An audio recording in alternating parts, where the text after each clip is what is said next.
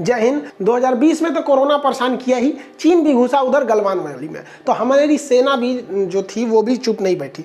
नरवणे साहब ने लगभग पिछले 3 से 4 महीने में देखेंगे तो लगभग पड़ोस में हमारे 5 देशों का दौरा किए थे।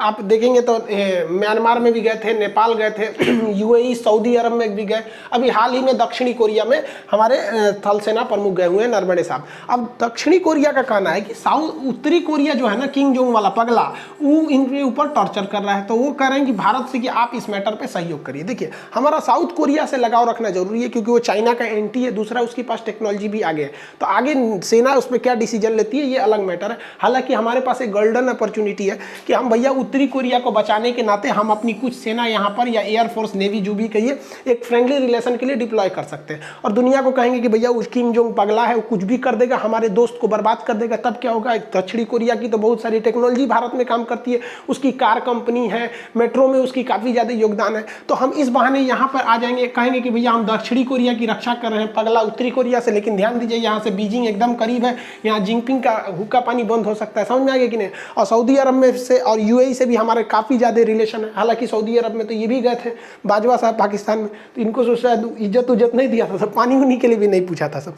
तो खैर उन लोग हर देखिए, कोई देश किसी के लिए परमानेंट दोस्त दुश्मन नहीं होता है, ये डिपेंड करते हैं कि किसके इंटरेस्ट किसके साथ ज़्यादा बेटर है। करंट अफेयर के लिए याद रखिएगा, एग्जाम में पूछेगा भाई कि स्काई रोज जो युद्ध अभ्यास हुआ है वो कहाँ हो रहा है, तो ये पाकिस्तान से सटे बॉर्डर इंडिया का जो है राजस्थान के पोखरण फायरिंग रेंज में हो रहा है। पोखरण पाकिस्तान से काफ़ी सटा है और यहाँ रफाल विमान भाग लेंगे। भारत के पास जो मौजूदा 11 रफाल हैं वो तो इसमें भाग ले ही लेंगे। साथ ही फ्रांस को देखिए क्या किया है, ये डरवाने के लिए, सब बात समझिए। ऑस्ट्रेलिया से ही राफेल उड़ान भरा है, ऑस्ट्रेलिया से सीधे यहाँ आ रहा है, मतलब समझिए इसका कहना क्या चाह रहा है। बताइए भाई, तुमको तो यहाँ आके रेस्ट भी तो कर सकते थे, सीधे ऑस्ट्रेलिया से राफेल आ रहा है इस युद्ध अभ्यास में भाग लेने, और हाँफते युद्ध अभ्यास में भागो ले लेगा।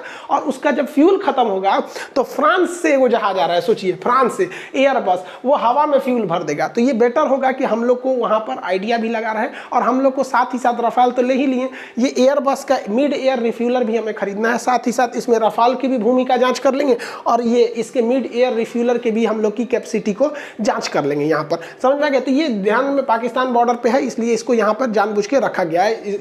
इसका युद्धाभ्यास का नाम है स्काई रोज।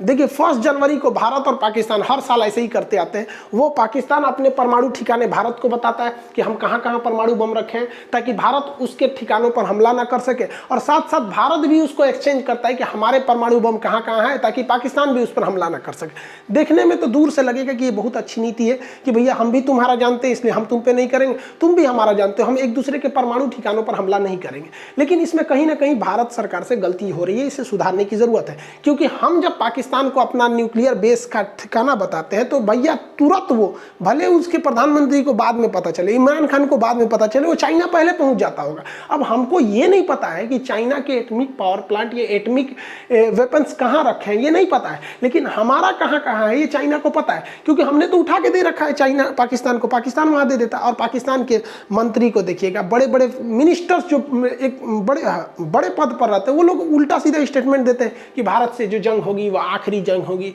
एकदम हम एटमी वॉर होगी। अरे भाई साहब, एटमी वार होगी यार, मार के बताना ना, एटमी वार होगा, यहाँ पे पहले ही बताता है यहाँ पे। तो ये हमारे ख्याल से ये नहीं एक्सचेंज करना चाहिए, वो 2021 में आकर। आप क्या सोचते हैं, आप कमेंट करके बताइए कि ये एक्सचेंज बंद होना चाहिए कि नहीं बंद होना चाहिए। एक तो भैया तुम धमकी दे रहे हो, उस पर से वो बता रहे हो यहाँ पे चाइना, अगर एक्सचेंज करना है तो साथ ही चाइना से भी कर लीजिए कि भैया हम चाइना पाकिस्तान दोनों को बताएंगे कि हमारे हथियार कहाँ हैं, और ये दोनों देश भी हमें बताएं ताकि हम लोग एक में हो सके, वरना फिर इसका तो फायदा चाइना उठा रहा है। और भाई पता करके क्या करोगे, ऑलरेडी पता है कि एक कराची के पास है, एक बलूचिस्तान में है, यहाँ पर इन लोग का ये मेन एरिया न्यूक्लियर हेड का होता है। यहाँ पे कौन नहीं जानता है, आज के समय में सबके जासूस है, फिर भी ये लोग फॉर्मेलिटी निभाते हैं। देखिए पिछले साल भारत MTCR का सदस्य बन गया था। MTCR का सदस्य बनने की वजह से भारत को 300 किलोमीटर से ज़्यादा मारक क्षमता वाली मिसाइलें बनाने, उसे बेचने और उसे आयात करने का अधिकार मिल गया। चाइना MTCR का सदस्य नहीं है, इसलिए वो चाह के भी 300 किलोमीटर से ज़्यादा मारक क्षमता की मिसाइलों को बेच नहीं सकता है और ना ही इससे ज़्यादा मारक क्षमता की मिसाइलों को खरीद सकता है। भारत जब MTCR का सदस्य नहीं था तो भारत अपने सबसे खतरनाक मिसाइल ब्रह्मोस की मारक क्षमता केवल 290 किलोमीटर रखा था। रीजन क्या था कि MTCR के लिए थ्रेशोल्ड फिक्स फिक्स कर दिया है 300 किलोमीटर, इससे ज़्यादा का आप बना ही नहीं सकते। लेकिन जैसे ही भारत MTCR का सदस्य बन गया, भारत ने ऐलान कर दिया कि 2021 में हम ब्रह्मोस मिसाइल के 800 किलोमीटर रेंज वाला जो मारक क्षमता वाला ब्रह्मोस मिसाइल है उसको हम लोग परीक्षण करेंगे। अब ये ब्रह्मोस मिसाइल जो है इसके लिए एक अलग वीडियो बनाएंगे कि ये काम कैसे करती है। इसके आगे रैमजेट इंजन लगा रहता है, ये रैमजेट आगे देखेंगे ना तो आगे ये नोक निकला है और फिर अंदर से ऐसे खोखला जगह, आप कहेंगे तो उसमें तो हवा फंस जाएगी, तो वो रैमजेट इंजन के लिए उसमें बनाया गया है। तो ये अब हम लोग वर्क कर रहे हैं, जैसे ये बंद हो जाए। अभी भी पूरी दुनिया में सबसे खतरनाक क्रूज मिसाइल उसे कहते हैं जो नीचे नीचे उड़ती है, तो क्रूज मिसाइल में सबसे खतरनाक यही है ब्रह्मोस मिसाइल। जब ये 800 किलोमीटर मारक क्षमता की हो जाएगी तो और खतरनाक होगी। अभी हम लोग इसे वियतनाम, ब्राजील वगैरह देश को बेचने के लिए भी विचार कर रहे हैं। गलवान घाटी में जब चाइना ने अपना सबसे खतरनाक जो रूस से मंगाया था S-400 मिसाइल को तैनात किया था, तो बदले में भारत ने अपने आकाश एयर डिफेंस सिस्टम को लगाया था, जिसमें चाइनीज मीडिया ने मजाक उड़ाया था ये तो खुद काम नहीं करता है। जबकि अब ध्यान से समझिए कि 9 देशों ने भारत से अपील किया है कि आप आकाश एयर डिफेंस सिस्टम हमें बेचिए, ताकि हमको उसकी जरूरत है। आप इसकी बातों को समझिए, ये आकाश इतना खतरनाक क्यों है। ये बात हकीकत है कि इसकी मारक क्षमता ज्यादा नहीं है, 25 किलोमीटर है। इससे ये चीज हो सकता है कि आप किसी स्पेसिफिक एरिया को बचा सकते हैं। जैसे मान के चलिए कि किसी एरिया में सेना रहती है, जैसे बनारस में है, अंबाला में है, आगरा में सेना रहती है, कानपुर में रहती है, तो एक आर्मी की छावनी को बचा सकते हैं, या कोई इंडस्ट्रियल या पब्लिक पॉपुलेशन वाले एरिया को बचा सकते हैं। बहुत लंबा एरिया नहीं कवर कर सकते जैसे S-400 है। लेकिन इसके सबसे बड़ा एडवांटेज क्या है कि देखिए इसमें 2 सिस्टम है, एक आपकी बैटरी यूनिट यानी जो मिसाइल है, दूसरा इसका राजेंद्र रडार है। ये 64 जहाजों पे एक साथ नजर रख सकता है। अब ये क्या करता है, जैसे ये दुश्मन का जहाज है तो ये रडार इसको पकड़ेगा, लेकिन आजकल के जहाज इतने एडवांस हो गए थे, इसको पता चल जाएगा कि हमको पकड़ा कौन है, तो ये इस रेज को पकड़ के समझ जाएगा कि हमको यहीं रडार लगा हुआ है और हमको इससे बचना चाहिए। जबकि आप देखिएगा ये रडार इसको तो हमला नहीं करेगा, ये तो केवल ट्रैक करेगा। ये इसे ट्रैक करके सिग्नल किसे भेज देगा, इस मिसाइल को, कि वहाँ है। अब ये जो जहाज है ये बचने की किससे कोशिश करेगा, इस रडार से, क्योंकि इसके पास केवल यही वाले वेव पहुंच रहे हैं, इसलिए सोचेगा इससे बच के भागे। अरे भैया वो तुमको नहीं मारेगा, वो केवल खोज रहा है, ये सिग्नल दे रहा है इसको, ये जाके मार देगा। इस वजह से ये जो सिस्टम है ना, ये वाला सिस्टम, ये इसको बहुत घातक बना देता है कि आप जहाज में कितनी भी टेक्नोलॉजी क्यों न भर दे, आपको ये नहीं पता चलेगा कि मिसाइल किधर से आएगी। हाँ, ये जरूर पता चल जाएगा आपको कि रडार कहाँ पे लगा हुआ है। संसद ने इसे बहुत जल्दी मंजूरी दे देगी तो इसे हमारे अगल बगल के पड़ोस में लगभग 9 देशों में इसका निर्यात किया जाएगा। और सेना में निर्यात करना यानी जो डिफेंस इक्विपमेंट होते हैं, ये सबसे मतलब प्रॉफिटेबल ये बिजनेस होता है, ये करोड़ों का सौदा होता है ये। वहीं भारत के लिए खराब खबर ये है कि चाइना जो है पूरी दुनिया में ड्रोन जो जहाज होते हैं जिसमें आदमी नहीं बैठता, रिमोट से चलते हैं, उसका सबसे बड़ा निर्यातक बन गया। और भारत अभी खुद का बना भी नहीं पा रहा है। हमारे यहाँ शादी ब्याह में भी जो ड्रोन आ रहे हैं सब ना, दूल्हा दुल्हन के फोटो खींचने के लिए, वो ससुरा चाइना से आ रहे हैं। अब कौन कौन चीज का बहिष्कार कीजिएगा। भारत के इंजीनियर लोग को भी समझ में नहीं आता है भैया, जो चीजें की डिमांडेबल है, जिसकी ज्यादा जरूरत है उस पर ज्यादा फोकस मारिए ना। देखिए ना, कोरोना की वैक्सीन की ज्यादा जरूरत है, पूरी दुनिया के वैज्ञानिक, इवन भारत वाले वैज्ञानिक मिलकर कोवैक्सीन बना दिया कि नहीं, भारत बायोटेक वाला, 1 साल के अंदर अंदर। आप भी लोग जी जान से जुड़िए, सरकार को भी चाहिए कि ज्यादा प्रेशर लगाए। अब चाइना ने क्या किया, आर्मर्ड ड्रोन जो हमला कर सकते हैं, बड़े ड्रोन है जिनका इंड्योरेंस क्षमता ज्यादा है, ज्यादा देर तक हवा में रह सकते हैं, 50 ऐसे हमलावर ड्रोन चाइना ने पाकिस्तान को बेच दिया। अब ये ड्रोन बेचने से इतना दिक्कत की बात क्यों है कि भैया आज के लड़ाई में ड्रोन ही सब कुछ काम करते हैं। सबकी पायलट कहाँ कहाँ भेजिएगा, ड्रोन के लिए कोई ज़्यादा दिक्कत नहीं है। तो पायलट में जितना पायलट को जितना पैसे लगा के उसे ट्रेनिंग दिया जाता है ना, उतना का तो ड्रोन चला आता है, तो इसलिए ये थोड़ा सस्ते पड़ते हैं। और आर्मेनिया और अजरबैजान की लड़ाई में देखिए, आर्मेनिया के पास पूरी दुनिया के साथ खड़ी थी, अजरबैजान ने ड्रोन के दम पे मार के धज्जी उड़ा दिया। और उसके आज के वक्त में आर्मेनिया से उसका जो नागोर्नो काराबाख का एरिया था, अजरबैजान ने वापस ले लिया इसी ड्रोन के दम पर। जबकि हमारा अभी रुस्तम ड्रोन अभी ट्रायल फेज में है, वो भी उतने अच्छे से ट्रायल नहीं हुआ है। तो भारत सरकार को भी सोचना चाहिए कि आज के वक्त में इंजीनियर और साइंटिस्ट ये किस चीज़ पर वर्क कर रहे हैं, पैसे पे वर्क कर रहे हैं। सीधी सी बात, आप पता कीजिए कि अमेरिका में, चाइना में ड्रोन बनाने वाले इंजीनियर साइंटिस्ट की सैलरी कितनी है। आप उस हिसाब से अलग से, जैसे मान के चलिए एक फंड निकालिए उसके लिए कि हम उससे 10 गुना 20 गुना देंगे, सीधी सी बात हो जाएगी यहाँ पर। अब आप ऐसे समझिए ना, कोई इंडिया का डॉक्टर है, उसे इंडिया में अगर 1 लाख सैलरी मिल रही है, अमेरिका में उसे 50 लाख सैलरी मिल रही है, बहुत अच्छा डॉक्टर है, चला जाएगा अमेरिका में, उसको क्या दिक्कत है, फिर महीना 2 महीना पे घूमने चला जाएगा इंडिया में। वैसे ही आप भी उठा के लाइए ना यहाँ पे, क्या कौन दिक्कत है। आप अपना भी बनाते रहिए, हम ही नहीं करेंगे, सबको उठा लीजिए, एक को लाइए, वो बनाएगा ना तो 50 गो IIT वाले इंजीनियर को सामने खड़ा कर दे, हाँ हाँ बना बना बना बना, 2 महीना 3 महीना में जब सीख जाएगा ना तो कह दीजिए छुट्टी हो गया, खत्म नौकरी, चाहे यहाँ से।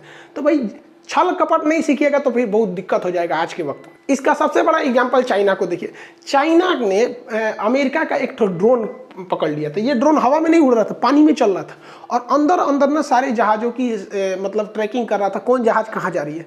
इसी को देखकर चाइना ने ड्रोन बना दिया जिसका नाम रख दिया सी विंग। और ये ड्रोन इतने ज़्यादा संख्या में है कि आज वो मलाक्का, इंडोनेशिया, यहाँ पे बहुत की संख्या में है। इतने छोटे हैं सब, एक चौकी बराबर है ये, और वो आराम से चलते रहते, जितने भी जहाज़ें हैं वहाँ पता करते रहे। और चाइना कहता है कि ये तो फिर वो पानी की जाँच करते हैं, कहाँ पर घनत्व ज़्यादा है, कहाँ पर नमक लवणता ज़्यादा है, ये सब की जाँच करते हैं। जबकि एक्चुअली में ये इस रूट पे चलने वाली जहाज़ों पर ये निगरानी रखते हैं। ये चोरी करके बना दिया। और ये हालांकि बहुत बड़े नहीं होते, हमलावर नहीं होते। इसे मछुआरे ने पकड़ लिया था, इंडोनेशिया के मछुआरे ने पकड़ लिया। अब भैया सब पकड़ लिया तो भारत सरकार को भी तो कोशिश करना चाहिए। पकड़ लिया ससुरा मछुआरवन को पैसा दे के भारत में मंगा लेना चाहिए। हल्ला हल्ला होता तब तक खोल खाल के उन्हें देख लेता क्या काम कर रहा है, उसी तरह से लगा देना चाहिए। क्योंकि ये बहुत दिक्कत बात है कि अगर आपका इन्फॉर्मेशन किसी दुश्मन देश को पहले पहुँच गया तो वो तो दुगुना शक्तिशाली हो जाएगा तब। उधर गलवान की घाटी में भारत और चाइना के बीच में 8 बार की वार्ता का कोई खास वो नहीं मिल पाया है। जबकि अगर देखेंगे तो भारत यहाँ पर अब 9वीं वार्ता के लिए बात आगे बढ़ेगी। भारत और चाइना के बीच में मेन दिक्कत क्या है, ये जो पैंगसो लेक है इसका जो नॉर्दर्न एरिया है यानी उत्तरी भाग, ये नीचे की ओर है और साउदर्न पार्ट ज़्यादा ऊपर है। अब भारत ने ना इस साउदर्न पार्ट पर कब्जा कर लिया है। इस वजह से आप वहाँ पे कितने भी शक्तिशाली, कितने भी ज़्यादा क्यों नहीं हैं, आपको यहाँ से दिक्कत आ जाएगा। भारत इस साउदर्न पार्ट में यहाँ तक पहुँच गया है। ये एरिया ब्लैक टॉप हो गया, ये सब एरिया पे भारत ने कब्जा कर लिया है इस एरिया में। अब समझिए, ये है हमारा फिंगर 1, ये फिंगर 1 है, ये फिंगर 4 है और ये है फिंगर 8।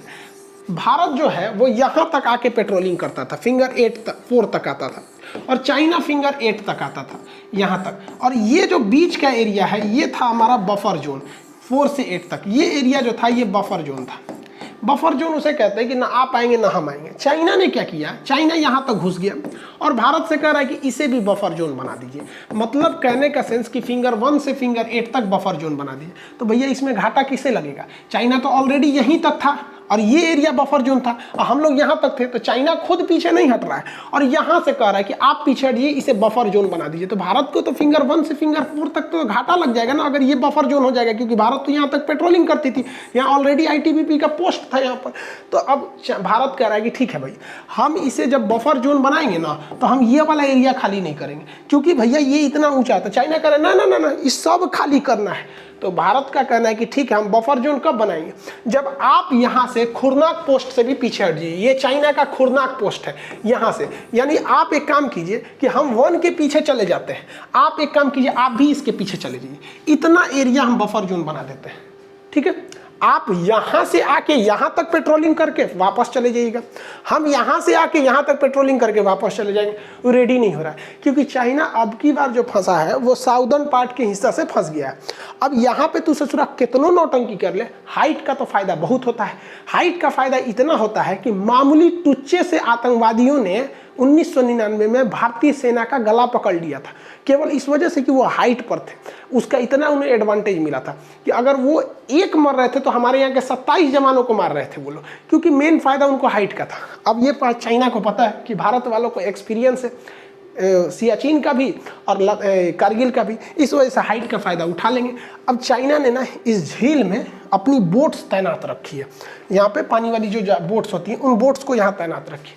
ये बोट्स काफ़ी डेवलप, काफ़ी एडवांस स्टील के बोट्स हैं। हालांकि ये झील जम चुका है, इनका कोई खास यूज नहीं होगा। लगभग 120 की संख्या में चाइना ने यहाँ डिप्लॉय किया है और हमारे बोट्स वहाँ पे कम हैं, और जो हैं भी वो रबड़ के हैं, काफ़ी ज़्यादा मजबूत नहीं हैं। तो भारत सरकार ने गोवा शिपयार्ड को कहा है कि आप ऐसे 12 ठो शिप बना के भेजिए। तो गोवा शिपयार्ड ने कहा है कि हमें ये 12 बनाने में कम से कम 1 साल लग जाएंगे। चलिए, चाइना के बहाने ही सही हमारी सेना मजबूत तो हो रही है, और ये बात हम सबको ये बता भी रही है कि कहीं ना कहीं कितनी लापरवाही की गई थी कि यहाँ उसने 120 बोट को तैनात किया है और उसकी कैटेगरी का भारत के पास एक भी बोट नहीं है। इसी वजह से भारत यहाँ पे P-8I विमान को तैनात किया है, जो बोट पानी वाली जहाज़ों को मारने के लिए रेडी रहती है। नौसेना के जहाज MiG-29K को उठा के लद्दाख में क्यों लाया गया, अब समझ में आ रहा है कि नौसेना वाला क्यों लाया गया, क्योंकि यहाँ कमज़ोर पड़ रहे थे हम लोग। और इसको बराबर रखने के लिए यहाँ मार्कोव्स कमांडो की टुकड़ी को तैनात किया गया है, जो पानी वाली लड़ाई के लिए बहुत बेहतरीन है। ये बोट ऊपर ऊपर चलते रहो, ससुर आके नीचे से पेंदी भड़का के चल जाएगा। देखिए CPEC जो सड़क थी, चाइना पाकिस्तान इकोनॉमिक कॉरिडोर, ये चाइना के सिंजियांग प्रांत को पाकिस्तान के बलूचिस्तान प्रांत के ग्वादर बंदरगाह से जोड़ता था। ये चाइना के लिए बहुत फायदे का सौदा था, क्योंकि इससे चाइना ने अपने आप को सिक्योर कर लिया कि उसके जो व्यापार थे वो मलक्का से होके नहीं जाना पड़ते, क्योंकि यहाँ भारत इन्हें तबाह कर देता। यहाँ जाने से, इस रास्ते से जाने से उसे ज़्यादा समय लगता, पैसे लगते, टाइम बर्बाद होता, फ्यूल बर्बाद हो जाता और साथ ही भारत का खतरा बना रहता। इसलिए जब उसने पाकिस्तान को लालच दिखा के कहा कि यहाँ चाइना पाकिस्तान इकोनॉमिक कॉरिडोर बनाएंगे, हम तुमको करोड़ों का कर्जा देंगे, तुम इससे अपनी फैक्ट्री खोल देना। भैया पाकिस्तान के लोगों को किस तरह से समझाएं कि बैसाखी लेकर आप केवल चल सकते हैं, मैराथन की दौड़ नहीं जीत सकते हैं आपको। अब वो भी चाइना की बैसाखी से आधे पे टूट जाएगा। तो पाकिस्तान को जितना कर्जा दिया गया था वो पर कर्जा खत्म हो गया है, उनका पैसा बचा नहीं। बदले में अब चाइना ने क्या कहा है कि जो ग्वादर पोर्ट है, इस ग्वादर पोर्ट के चारों ओर हम 30 किलोमीटर लंबी दीवार चलाएंगे। 30 किलोमीटर लंबी दीवार और 10 फीट ऊपर रहेगी। यानी आप जो दीवार देखे थे ना चीन की दीवार, उसका एक नया वर्जन है पाकिस्तान के अंदर। और इसमें वो चारों ओर बाहर से 500 फेस डिटेक्टिव CCTV कैमरा लगाएंगे, कोई भी पाकिस्तानी एंट्री नहीं। भैया ये कितने शर्म की बात है कि किसी देश के अंदर आके कोई दूसरा देश 31 किलोमीटर लंबा दीवार चलवा दे और कह दे कि तुम लोग अंदर नहीं आ सकते, बाहर रहो। ये भारत के लिए एक सरदर्द भी है कि चाइना अब वहाँ पर आर्मी डिप्लॉय कर देगा, मिलिट्री डिप्लॉय कर देगा इस एरिया में। तो ये भारत के लिए चिंता का विषय है। क्यों? क्योंकि ये भारत के POK से भी गुजर रहा है। भारत ने इसका काफ़ी ज़्यादा विरोध भी किया था चाइना के आगे, लेकिन उस तरह से विरोध नहीं कर पाया जिससे कि इसे रोका जा सके। हालांकि भारत ज़्यादा शक्ति दिखा देता तो इसे रोका जा सकता था इस सड़क को, लेकिन क्या करिएगा, भारत को पाकिस्तान के साथ पूरे व्यापार तोड़ देने चाहिए थे। इससे पाकिस्तान को काफ़ी ज़्यादा घाटा हो जाता है, क्योंकि खाने पीने की सामानें, बहुत सी ऐसी चीज़ें जो भारत से बांग्लादेश, नेपाल, पाकिस्तान को जाती है, जो चाइना से नहीं आ सकती थी, काफ़ी महंगी थी, कि भैया आप अगर यहाँ से ले जाओगे तो हम नहीं देंगे। और व्यापार रुकने का मतलब समझ रहे हैं, इकोनॉमी गिर जाएगी, हमें भी लॉस होगा, ऐसा नहीं है, लेकिन ये कुछ ज़्यादा ही लॉस है ये सेना के रिलेटेड। वहीं रूस को देखेंगे तो रूस धीरे धीरे पाकिस्तान की ओर शिफ्ट होता जा रहा है, झुकता जा रहा है। रूस की मजबूरी भी है, क्योंकि भारत बहुत तेज रफ्तार से यूरोपीय देश और अमेरिका की ओर शिफ्ट हो रहा है। अब भारत उस तरह से रूस को नहीं देख रहा है जो 80 के दशक में देखा करता था। इसलिए रूस को भी अपनी इकोनॉमी को बचाने के लिए चाइना से निर्भरता रखना पड़ रहा है। तो चाइना से वो डिफेंस और इकोनॉमी दोनों मैटर पे दोस्ती किए हुए हैं, लेकिन वो पाकिस्तान से डिफेंस यानी हथियार के रिलेटेड कोई दोस्ती नहीं करता है, इकोनॉमी के हिसाब से वो करता है। वो यहाँ रूस से और पाकिस्तान के बीच में लगभग 1100 किलोमीटर लंबी एक पाइपलाइन बिछाई गई है। ये जो पाइपलाइन है ये पाइपलाइन किस चीज़ की है? तो ये LNG pipeline, LNG liquefied natural gas. अब पाकिस्तान के पास नेचुरल गैस की क्षमता कम है और रूस नेचुरल गैस का बहुत बड़ा भंडार है। ये पाइपलाइन लाई गई। भारत सरकार को इसके लिए चाहिए कि इसी पाइपलाइन का एक कनेक्शन वो इंडिया तक में करा ले, वो भी अब नहीं, जब ये पाइपलाइन बन के तैयार हो जाएगा तब। क्योंकि अगर ये पाइपलाइन बनने से पहले ही भारत इसमें पार्टनर बनेगा तो इस टोटल खर्च का भारत को एक हिस्सा उठाना पड़ेगा, क्योंकि वो पार्टनर बन जाएगा। जब ये वर्किंग में हो जाएगा, पूरा खर्चा रूस और पाकिस्तान उठा लेंगे, तो भारत सरकार को कहना चाहिए कि भैया हमको भी इतना जोड़ दीजिए। अब ऐसा क्यों हम कह रहे हैं? क्योंकि भारत ऐसा एक बार किया हुआ है। Tapi gas pipeline, Tapi Turkmenistan, Afghanistan, Pakistan, Bharat, ये तापी गैस पाइपलाइन है। तो तापी गैस पाइपलाइन आ ही रही है, यहाँ से नेचुरल गैस भी आ जाएगा रूस से। यहाँ पर रूस, पाकिस्तान और इंडिया पाइपलाइन आ जाएगा, RPI हो जाएगा, तापी और RPI यहाँ पर। तो ये कर देना चाहिए। इससे क्या होगा कि रूस 100% उस पर नहीं हो पाएगा, और उसी के बनाए रास्ते में पाकिस्तान से तो ज़्यादा हम लोग कंजम्पशन करते हैं। और भारत धीरे धीरे या तो अपनी सारी गाड़ियों को सोलर पे करेगा, यानी बैटरी पर। टेस्ला की एंट्री हो गई है, टाटा की एंट्री हो गई है, महिंद्रा ने तो अपनी इलेक्ट्रॉनिक कार को यूरोप तक में बेच के चले आए। और या तो फिर वो CNG पे करेगा। तो ये तो दोनों के लिए नेचुरल गैस पे ही करेगा। तो CNG की तो पाइप ही है, CNG वाला कंप्रेस होता है, ये लिक्विफाइड होता है, दोनों तो नेचुरल गैस ही होते हैं। तो भारत उसी के पाइपलाइन से उससे ज़्यादा अगर उपयोग करने लगेगा तो कहीं ना कहीं रूस जो है इकोनॉमिकली भी अगर वो देखेंगे तो भारत की ओर ही ज़्यादा शिफ्ट होगा। देखिए गैस पाइपलाइन की बात करेंगे तो यहाँ पर एक देश है जिसका नाम है उज्बेकिस्तान। उज्बेकिस्तान की राजधानी है ताशकंद। आपको याद होगा कि 10 जनवरी 1965 को जो समझौता हुआ था ताशकंद समझौता, जिसके तहत भारत और पाकिस्तान के बीच में युद्ध विराम किया गया था 1965 की लड़ाई का। और इसी ताशकंद समझौते के कारण हमारे प्रधानमंत्री लाल बहादुर शास्त्री जी का देहांत हो गया।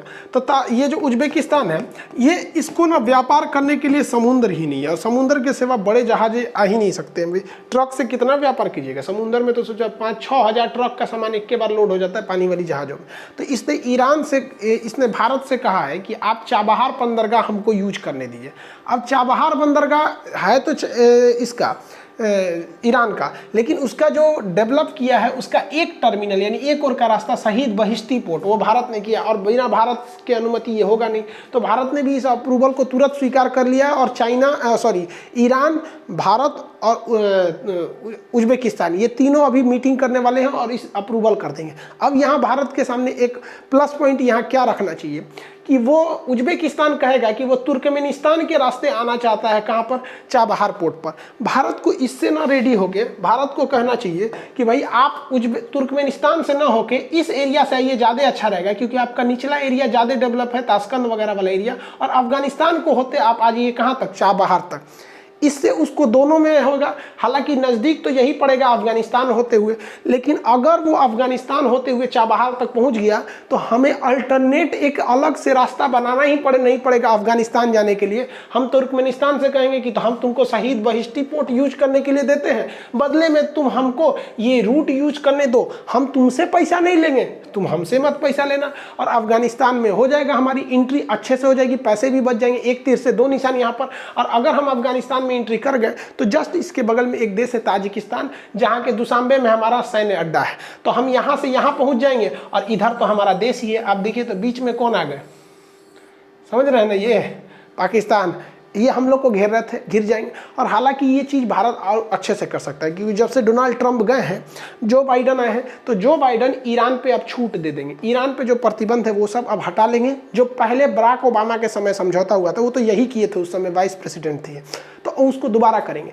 इसलिए उज्बेकिस्तान और सेंट्रल एशिया के सारे देशों को यही लगता है कि अब ईरान पे वो सैंक्शन नहीं रहेंगे, अब ईरान से अच्छा हो जाएगा। साथ ही साथ ईरान से अमेरिका के विरोध के कारण ही भारत ने ईरान से गैस पाइपलाइन को कैंसिल कर दिया था। हमें यहाँ ईरान से जो बार बार पेट्रोल लेके आते हैं, पानी वाली जहाज में भरो, एक बार भरने का खर्चा, फिर उसके ट्रांसपोर्टेशन का खर्चा, फिर यहाँ निकालो, उससे अच्छा एक पाकिस्तान होते हुए पाइपलाइन बिछा लीजिए गुजरात तक। यहाँ पे भैया पाकिस्तान तुम भी ले लो, हम भी ले लेंगे। और ऐसा हो भी सकता है क्योंकि हमारा तापी गैस पाइपलाइन तो आ ही रहा है पाकिस्तान होते हुए, एक ये भी आ जाएगा तो बार बार का झमेला खत्म हो जाएगा। हालांकि ईरान ने इसका प्रस्ताव भी दिया था, पाकिस्तान इस पर रेडी भी हो गया था, लेकिन अमेरिका के दबाव में भारत ने इस सौदे को कैंसिल किया है। हालांकि जब से जो बाइडन आ जाएंगे तो मिडिल ईस्ट में काफ़ी शांति हो जाएगी और भारत के लिए अच्छा है, क्योंकि यहाँ शांति रहना भी चाहिए, क्योंकि हमें दो चीज़ों की ज़्यादा ज़रूरत है। एक, पेट्रोलियम बिना हमारा काम नहीं चलेगा जो मिडिल ईस्ट के देशों से आता है। दूसरा, हमारे यहाँ के लोगों ने 55 लाख लोग हमारे यहाँ काम करते हैं, अगर यहाँ मारधार होगा तो सबको वापस आना पड़ेगा। देखिए तो सीरिया में कोई काम कर सकता है? नहीं कर सकता है। इराक में अभी कोई काम कर रहा है? यमन में कर रहा है? नहीं कर रहा है। अभी पता चला ईरान से ही मार हो जाएगा, वहाँ भी कोई नहीं कर पाएगा। तो कतर, ईरान, अरब, ये सब का स्थिर रहना जरूरी है ताकि हमें रोजगार, पेट्रोलियम मिलता रहे, वो लोग भी हमारे यहाँ टूरिस्ट के रूप में आते रहे। आई होप आप इसे समझे होंगे। कुछ लोगों का कहना है कि सर 1 जनवरी को वीडियो क्यों नहीं लाए थे? भाई साहब 1 जनवरी की वीडियो में एक तो गड़बड़ हो गया था। हुआ क्या था कि जो हम लोगों ने बुक लिखी थी, जो बुक कई जितनी सारी बुक्स थी, इसकी हम आपको बोले थे कि जो रॉयल्टी आएगी, जो पैसे आएंगे वो हम आर्मी को डोनेट कर देंगे, तो काफ़ी ज़्यादा आई भी थी। और रेलवे करंट अफेयर के लिए तो भाई साहब ये रामबाण है, ये बुक आप करंट अफेयर स्टैटिक दोनों है इसमें, ये तो आप ले लेंगे तो ज़्यादा ही अच्छा रहेगा। तो ये जो बुक्स थी ये काफ़ी ज़्यादा मात्रा में अनएक्सपेक्टेड रूप से हमें छापनी पड़ गई थी, जो हमारे गोदाम में जगह नहीं बचा था इतनी ज़्यादा। उसमें निकलने के बाद जितना हम सोचे थे उससे डबल, इससे ज़्यादा इसका डिमांड हो गया। तो जो इसकी रॉयल्टी आई थी इस सारे बुक्स की, वो हम सोचे थे कि आर्मी को डोनेट करना था, और ये सारी बुक्स निकल गई सब। हम आपको दिखाए भी थे छपते हुए बुक्स, तो इसको हम डोनेट करने के लिए 1 जनवरी का दिन सेलेक्ट किए। हम कहे बहुत अच्छा भैया, इसी दिन डोनेट करना चाहिए। 1 जनवरी को दे भी दिए। हम सोचे कि एक काम करते हैं, हमेशा तो लेक्चर देते ही हैं पढ़ाई लिखाई करंट अफेयर से रिलेटेड, इस बार थोड़ा एक ब्लॉग बनाते हैं। तो कंटोनमेंट एरिया जो था ना, वहाँ पे ब्लॉग बना दिए। लेकिन जब ब्लॉग बन के रेडी हुआ ना, तब पता चला है कि भाई साहब आर्मी की एरिया में आप फ़ोटो नहीं ले सकते। अगर आपने फ़ोटो ले लिया ना तो फिर आपको जेल हो जाएगी। जुर्माना लगेगा, वो भी आर्मी रूल के हिसाब से। तो फिर हमें 1 जनवरी वाली जो वीडियो जिसे हम 2 को डालने वाले थे उसे डिलीट करना पड़ा मजबूरी में। आप भी समझते हैं वो सही भी बात नहीं है, हमारी पता नहीं क्यों हमसे इतनी बड़ी बेवकूफ़ी हो रही थी। हालांकि उसमें कोई बहुत ज़्यादा सेंसिटिव इशू नहीं थे, लेकिन हाँ रूल के हिसाब से होता है कि आप अंदर की एक बाउंड्री भी नहीं खींच सकते हो। हालांकि वो सेंसिटिव एरिया नहीं था, बीच की काफ़ी सड़कें थी, जो मेस वाला एरिया होता है, अफसर एरिया, वो सब का में हम गए भी नहीं थे उधर ताकि वहाँ से ले जा सके। लेकिन फाइनली हमने कहा कि नहीं, देश के लिए ज़रूरी है, इतनी बड़ी मतलब बेवकूफ़ी नहीं होनी चाहिए। और हो जाता तो सोच रहा हमको दिक्कत हो जाता, तो खैर नहीं बना पाए। फिर अब अगली मीट कभी जाएंगे, अब मान के चलिए फिर हम सोचेंगे कि ऐसे जगह पे फ़ोटो लिया जा सके जहाँ परमिशन अलाउ हो। अब तो वैक्सीन भी बहुत जल्दी लगनी चालू हो जाएगी और बहुत जल्दी अब ऑफलाइन क्लासेस भी खुल जाएंगे पटना के, लगभग वो खुलेंगे 10 तारीख के बाद, ठीक है। अब हमको थोड़ा सा लास्ट में खोलना है, हमारे ऊपर थोड़ा सा ज़्यादा प्रेशर है। एक्चुअली क्या है कि वहाँ पे मेरे क्लास में भीड़ एक्सेस ज़्यादा हो जाती है, एक दिन में 20,000 लड़के आ जाते हैं। गवर्नमेंट के हिसाब से इतने लड़कों को हम अलाउ ही नहीं कर सकते, तो इस वजह से हमें कंट्रोल करके ही लड़कों को लाना पड़ेगा। तो इस वजह से हमारी क्लासेस थोड़ी डिले रहेगी, मतलब 10 तारीख के बाद ही मान के चलिए उसको। हालांकि ऑफिस खुले हैं सब, आप वहाँ जाके इंक्वायरी ले सकते हैं, लेकिन क्या फ़ायदा होगा जब मान के चलिए कि हम 10 तारीख के पहले क्लास किसी भी कीमत पे स्टार्ट नहीं कर सकते। जब क्लासेज स्टार्ट होंगी तो भाई यूट्यूब भी कंटिन्यू रहेगा, एप्लीकेशन भी कंटिन्यू रहेंगे, ऑफलाइन क्लासेज भी पटना के रहेंगे, बाकी अलग अलग डिस्ट्रिक्ट्स में जो लाइव सेंटर चलते हैं वो भी रहेंगे। ये चारों चीज़ें कंटिन्यू रहेगी। मिलेंगे नेक्स्ट क्लास में। जय हिंद।